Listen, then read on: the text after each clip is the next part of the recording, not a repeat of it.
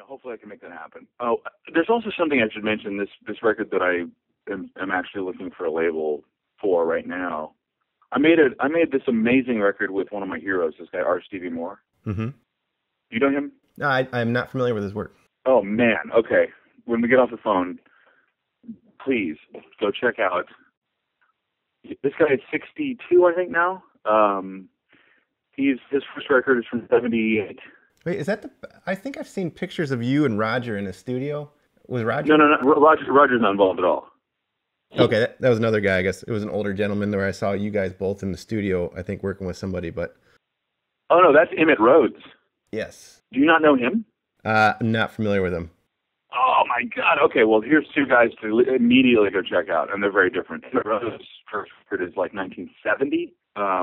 It is so good. His downfall was that it sounds like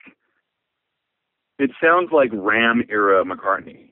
Ah. But it's a guy from Fulton, California. Fulton, yeah. And just this odd guy that played all the instruments himself. Records sound incredible. They're the warmest, gluey 70s thing you've ever heard. The first record and the second record, which is called Mirror. The first one is just called Emitt Rhodes. He's like standing in a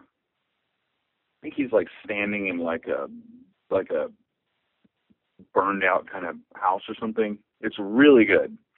And then the guy that I was talking about is R Stevie Moore, who is from Nashville. We made this amazing record. He's kind of revered as and viewed as the godfather of the whole do-it-yourself and lo-fi movement. Everybody from Ty Segall to, of course, Ariel Pink and all those guys.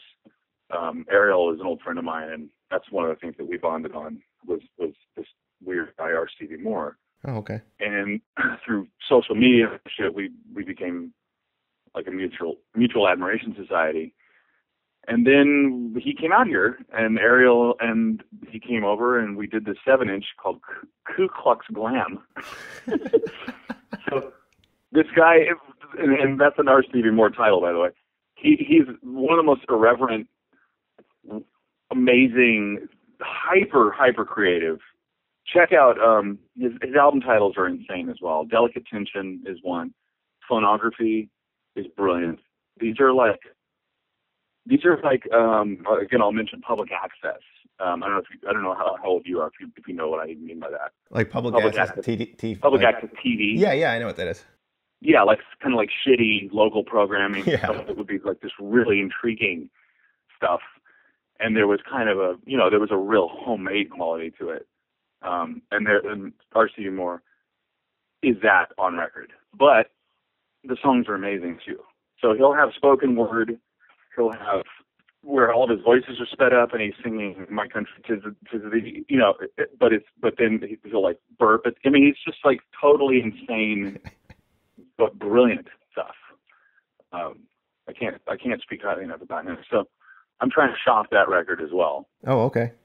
Right now, and Omnivore seems to be living up to their name, and basically wanting to put anything out that I'm doing right now. So they've talked about doing that, and we're gonna reissue my first 2 solo records with fully deluxe, new artwork, unseen artwork, and really crazy liner notes that I'll probably labor over for weeks, and vinyl and all that stuff. So is that basically how they came to want to release TV Eyes too, just because they've been wanting your stuff? Well, yeah, they did the Jellyfish thing first, and Roger sent me an email asking if I would write something about it, I think. And then I was like, oh, what's this label?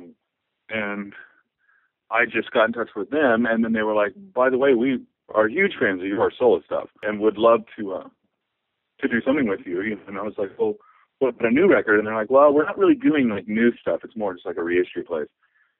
And I was like, cool. And now they're even like, what about your new record? So, so we'll see. Hopefully things happen with the CVI's thing, at least as far as just some sort of momentum, So yeah, that would be make That would be great. Is there anything that you want to add about this project that we didn't cover or touch?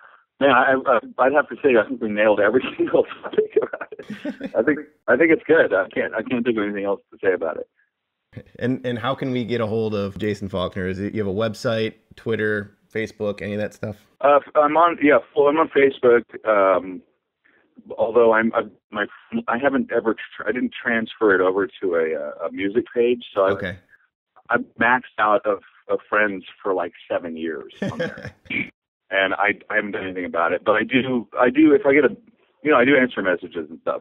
Somebody sends me a message, and that is where I would put any new news, even though I don't really do that much. But I will start to. I guess it's kind of like once there's more news, I mean, I'm not going to be like, yeah, I had a great sandwich. I'm not one of those guys. Right.